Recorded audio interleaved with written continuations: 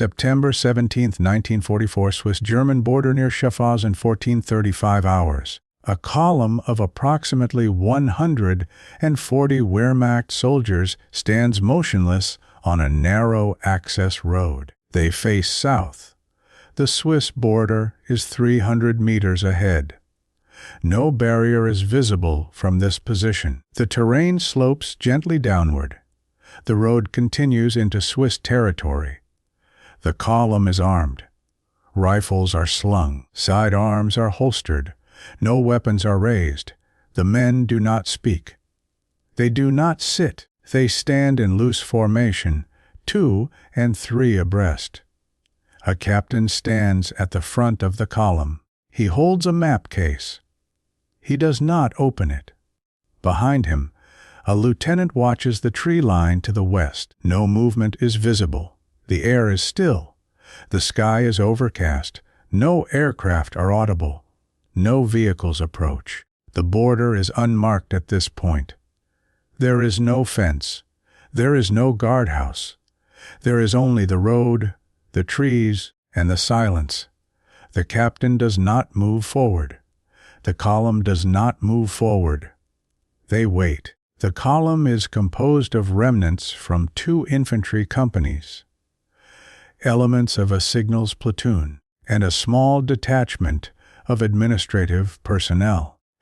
They were separated from their parent unit during the Allied advance through eastern France. They withdrew east for 11 days, avoiding main roads, bypassing occupied towns, moving through forested areas and farm tracts. They have no vehicles. They have limited rations. Ammunition is conserved. No resupply has occurred since September 6. The captain received fragmented orders on September 14 instructing all units to regroup at coordinates east of the Rhine. The coordinates are no longer reachable. Allied forces control the bridges. German forces are withdrawing across a narrowing front. The captain made the decision to move toward the Swiss border on September 16. The reasoning was operational. Switzerland is neutral. Internment is preferable to encirclement. The men were not consulted. They were informed. No objections were raised. The march to the border took 26 hours. They encountered no enemy forces. They encountered no German forces. They are alone. The border is 300 meters ahead. Swiss territory offers safety. It also offers the end of the war for these men. The captain has not yet given the order to cross. The captain was trained at the infantry school in Potsdam in 1938. He served in Poland, France, and the Eastern Front. He has commanded men in combat for 4 years. He has withdrawn before. He has never considered internment. The Wehrmacht does not train for internment. It trains for advance, defense, and controlled withdrawal to prepared positions. There is no doctrine for surrendering to a neutral power. There is no procedure. The captain knows that crossing into Switzerland ends his command. It ends his service. It ends his war. The men behind him know this as well. Some of them have discussed it quietly during the march. Some have not. The expectation among the column is clear. They expect to cross. They expect to be disarmed. They expect to be held until the war ends. They do not expect to fight again. They do not expect to return to Germany. The captain has not stated his intention. He has not confirmed the plan. He has led them to the border. That is all. The assumption is that the next step is forward. The captain has not moved. The column has not moved. The silence extends. The expectation holds. The captain does not give the order. He does not raise his hand. He does not turn to the lieutenant. He stands facing the border. The map case remains closed. His breathing is steady. His posture is upright. He does not look at the men behind him. The lieutenant waits. The column waits.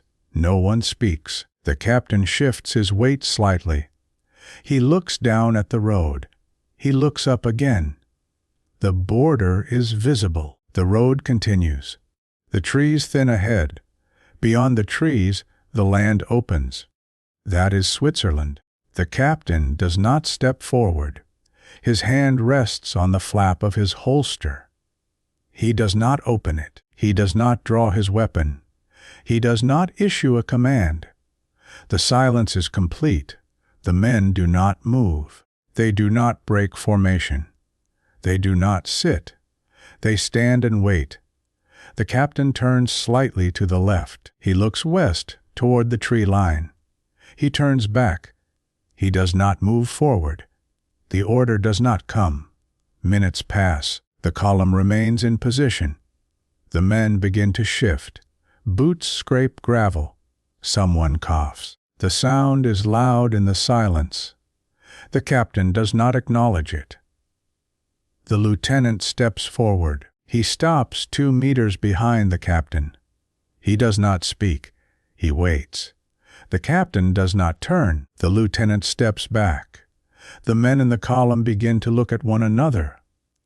No one speaks. No one asks. They have learned not to ask. The captain opens the map case. He removes the map. He studies it. He refolds it. He places it back in the case. He closes the case. He does not move. The lieutenant looks toward the rear of the column. The men are restless. They are tired. They have been standing for 12 minutes. The expectation was movement. There is no movement. The captain turns to face the column. He does not speak. He looks at the men. He looks at the lieutenant. He looks back toward the border. He does not move forward. He does not give the order to advance. He does not give the order to halt. They are already halted. The confusion spreads without words. No one understands. The column waits. The captain does not explain. He does not speak. What can be inferred is limited. The decision to approach the border was his. The decision not to cross is also his. The reasoning is not recorded. No discussion occurs. No debate takes place. What is known is this: the captain spent 4 years in uniform. He took an oath. He commanded men. He lost men. He obeyed orders. He gave orders. He survived. He brought these men to the border because it was the only option that preserved their lives. He did not bring them here to surrender. He brought them here to survive. Crossing the border is survival. It is also surrender. The distinction is narrow. The captain understands it. He has fought. He has withdrawn. He has never surrendered. The concept is not tactical. It is not strategic. It is personal. The border represents the end. Not the end of the march, the end of the war, his war. The war of the men behind him. The captain looks at the border and sees safety. He also sees finality. He is 32 years old. He has been at war since he was 26. He does not know what follows internment. He does not know if he will see Germany again. He does not know if Germany will exist as he knew it. The border is 300 meters. It is also immeasurable. The captain turns. He faces the column. He does not speak. He gestures. The gesture is simple. He points north. Back the way they came. The column does not react immediately. The men stare. The lieutenant steps forward. He looks at the captain. The captain nods once. The lieutenant turns to the column. He raises his hand. He gestures north. The men do not move. The lieutenant repeats the gesture. Slowly, the column begins to turn. There is no order given. There is no command. The men simply turn. They face north. They begin to walk. The captain walks at the front. The lieutenant walks beside him. The column follows. No one speaks. No one asks why. They walk away from the border. They walk back along the road they marched down. The pace is slow. The men are exhausted. They have marched for 26 hours to reach this point. Now they are marching away. The border recedes behind them. The trees close in. The road narrows. They walk for 30 minutes. Then the captain stops. He calls the lieutenant forward. He speaks quietly. The lieutenant nods. The captain addresses the column. He tells them they will move northeast. He tells them they will attempt to reach German lines. He tells them the war is not over. Not for them. Not yet. He does not explain why they did not cross. He does not justify. He simply states the new plan. The men listen. They do not protest. They do not question. They adjust their equipment. They begin to march. No report is filed regarding the approach to the Swiss border. The captain's after-action records, if they exist, do not mention it. The column marches northeast for 4 days. On September 21, they make contact with a Wehrmacht rear guard unit near the Rhine. They are absorbed into a defensive position. The captain is reassigned. The lieutenant remains with the remnants of the column. On September 28, the position is overrun. The captain is killed. The lieutenant is captured. The men of the column are scattered. Some are captured. Some are killed. Some escape and continue the withdrawal. None of them record the march to the border. None of them record the decision to turn back. It is not significant enough to mention. It is not unusual enough to remember. They marched. They stopped. They turned around. The war continued. The moment at the border is not documented in unit histories. It is not mentioned in post-war interviews. The lieutenant, when questioned in 1946, recalls the retreat through France. He recalls the march to the Rhine. He does not recall the border, or he does not choose to mention it. The distinction is unclear. The record is silent. The captain's personnel file lists his death on September 28, 1944. It does not list his final decisions. It does not list the march to the border. It does not list the order to turn back. His family receives notification in October. They receive no details. In 1947, a former member of the column is interviewed by a military historian. He is asked about the retreat from France. He mentions the march. He mentions the exhaustion. He does not mention the border. In 1955, the lieutenant is located by a veterans organization. He is asked to contribute to a unit history. He provides dates and locations. He does not provide the location of the border. He does not provide the reason they turned back. In 1968, the lieutenant dies. He leaves no memoir. He leaves no letters describing the decision.